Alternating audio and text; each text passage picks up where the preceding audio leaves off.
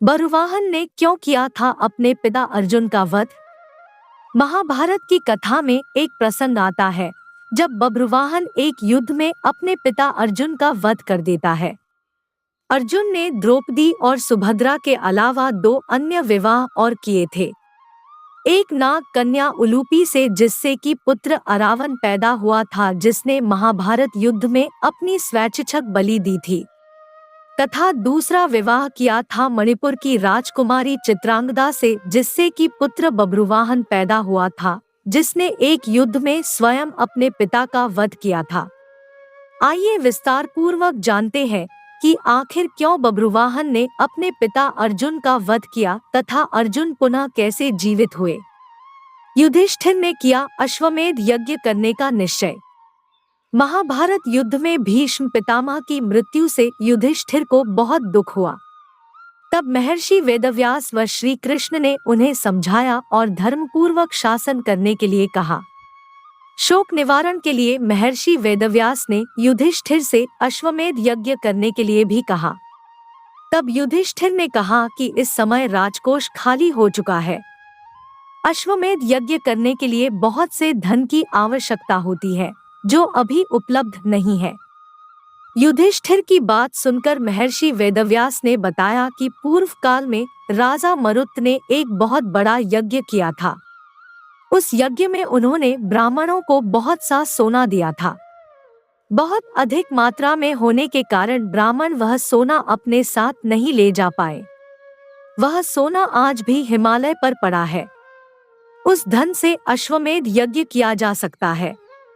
युधिष्ठिर ने ऐसा ही करने का निर्णय लिया। महर्षि वेदव्यास के कहने पर पांडव हिमालय गए और वहां राजा मरुत के धन को प्राप्त कर लिया। उस धन को ढोने के लिए पांडव बहुत से हाथी घोड़े व सेना लेकर गए थे। उनकी संख्या इस प्रकार है: 60,000 ऊंट, 1,20,00,000 घोड़े, 1,00,000 हाथी, रथ और छकड़े। इनके अलावा गधों और मनुष्यों की तो गिनती ही नहीं थी। इस प्रकार इतना सारा धन पांडव हस्तिनापुर लेकर आए। पांडवों ने शुभ मुहूर्त देखकर यज्ञ का शुभारंभ किया और अर्जुन को रक्षक बनाकर घोड़ा छोड़ दिया। वह घोड़ा जहां भी जाता, अर्जुन उसके पीछे जाते। अनेक राजाओं ने पांडवों की अधीनता स्वीकार कर ली। वहीं कुछ ने मैत्रीपूर्ण संबंधों के आधार पर पांडवों को कर देने की बात मान ली। किरात, मलेच्छ व यवन आदि देशों के राजाओं ने यज्ञ को घोड़े को रोक लिया। तब अर्जुन ने उनसे युद्ध कर उन्हें पराजित कर दिया। इस तरह विभिन्न देशों के राजाओं के साथ अर्जुन को कई बार युद्ध करना पड़ा। उलूपी ने उकसाया था बभ्रुवाहन को युद्ध के लिए। यज्ञ का घोड़ा घूमते घूमते मणिपुर पहुंच गया। यहाँ की राजकुमारी चित्रांगदा से अर्जुन को बभ्रुवाहन नामक पुत्र था। बभ्रुवाहन ही उस समय मणिपुर का राजा था। जब बभ्रुवाहन को अपने पिता अर्जुन के आने का समाचार मिला तो उनका स्वागत करने के लिए वह नगर के द्वार पर आया। अपने पुत्र बभ्रुवाहन को देखकर अर्जुन ने कहा कि मैं इस समय यज्ञ के घोड़े की रक्षा करता हुआ तुम्हारे राज्य में आया हूँ, इसलिए तुम मुझसे युद्ध करो। जिस समय अर्जुन बभ्रुवाहन से यह बात कह रहा था, उसी समय नागकन्या उलूपी भी वहां आ गई। उलूपी भी अर्जुन की पत्नी थी। उलूपी ने भी बभ्रुवाहन को अर्जुन के साथ युद्ध करने के लिए उकसाया।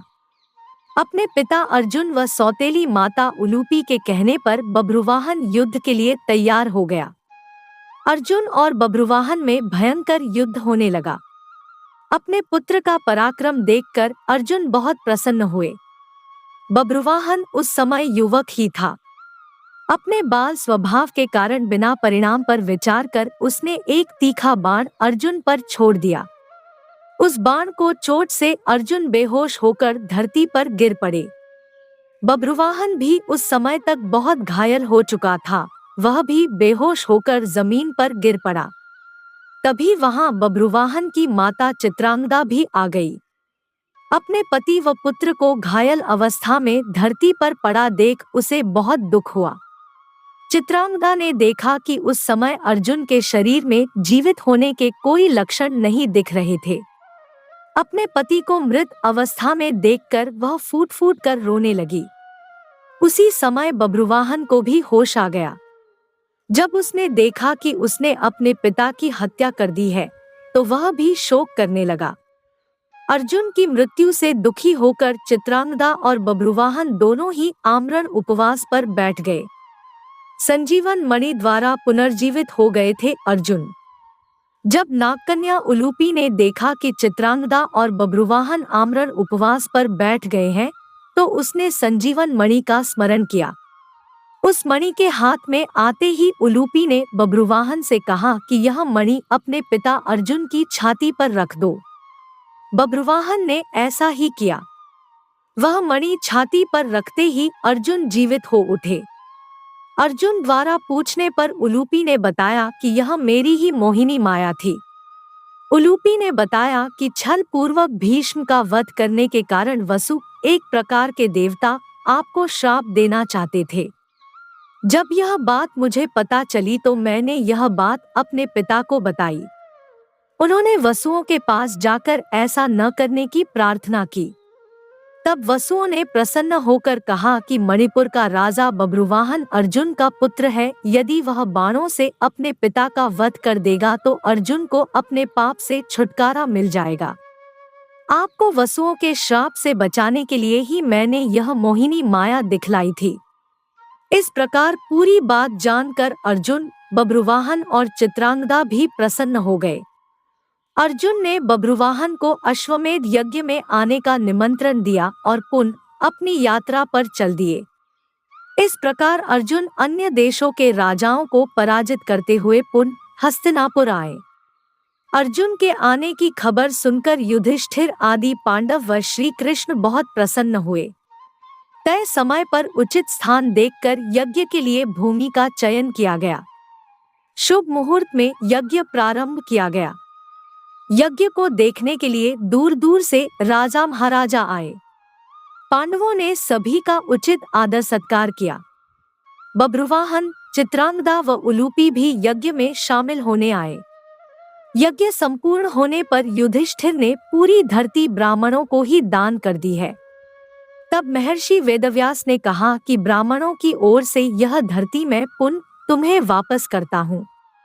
इसके बदले तुम सभी ब्राह्मणों को स्वर्ण दे दो। युधिष्ठिर ने ऐसा ही किया। युधिष्ठिर ने सभी ब्राह्मणों को 3 गुना सोना दान में दिया। इतना दान पाकर ब्राह्मण भी तृप्त हो गए। ब्राह्मणों ने पांडवों को आशीर्वाद दिया। इस प्रकार अश्वमेध यज्ञ सकुशल संपन्न हो गया। दोस्तों, वीडियो अच्छा लगा हो तो वीडियो को लाइक और शेयर करें और ऐसे ही वीडियो देखने के लिए हमारे चैनल को जरूर सब्सक्राइब कर ले। धन्यवाद।